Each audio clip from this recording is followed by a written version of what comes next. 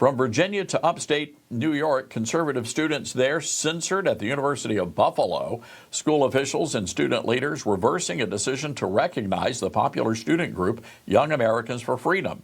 The nationally known student group, YAF, was denied the same benefits as other student groups, so they filed a lawsuit. Joining me now, an attorney working on the case, Logan Spena from the Alliance Defending Freedom. Logan, good to have you with us this evening on Newsmax. So, do we know why your clients were de-recognized by the university? Were they misbehaving? They were not misbehaving. They were de-recognized because of their constitutionally protected activity. They hosted Michael Knowles on campus, and then the student government said, quote, "We know why we're doing this."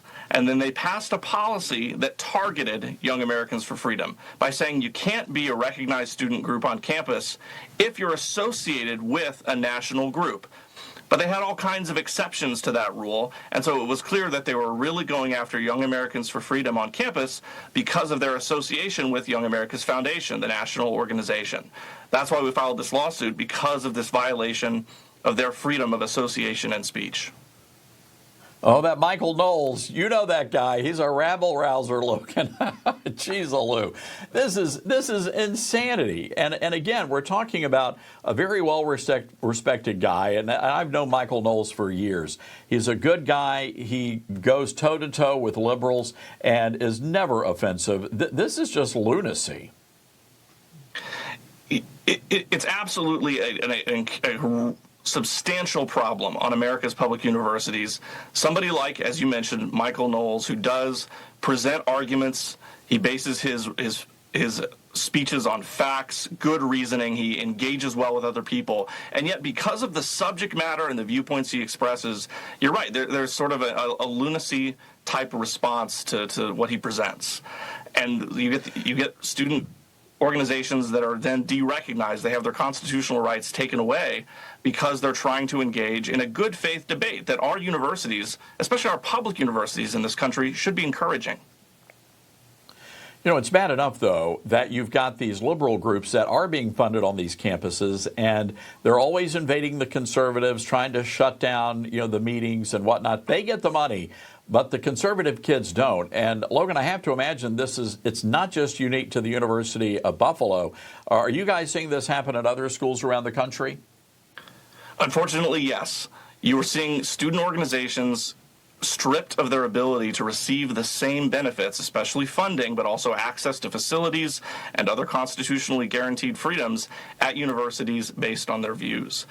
This particular example, I think, is especially egregious because of how far the policy goes in directly targeting their associational activities. But yeah, it's a nationwide problem, but we're seeing success in the cases that we're actually bringing.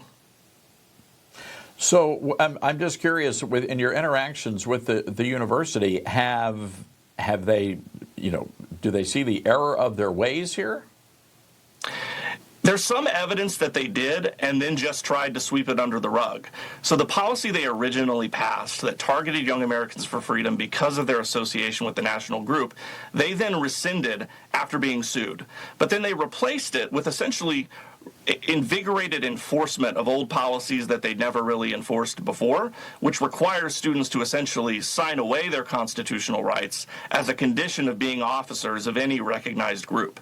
And so that's how the case is continuing. They're continuing to exclude Young Americans for Freedom from their ability to access student funds, even though they reversed the original policy that they had. So I think they understand essentially that they got caught, not so much that they did anything wrong.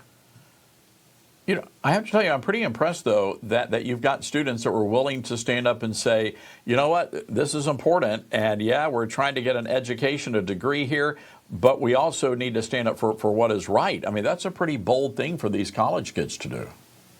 Absolutely, and we're incredibly proud of students like Justin Hill, Amelia Slusars, the clients here, and many others the ADF has represented now and over the years, like Liam Morrison in Massachusetts, who wore the "There Are Only Two Genders" t-shirt and was silenced, or faculty members like Dr. Nicholas Merriweather in Ohio, who was punished for declining to use pronouns inconsistent with sex, or Vivian Garrity in Ohio for the same reason. So many in our schools and universities who are facing restrictions on their constitutional freedoms, but are boldly standing up and leading the way for other Americans to follow. Well said. All right. And Logan, hats off to you guys as well at Alliance Defending Freedom. You guys are just crushing it out there. Thank you. Thank you.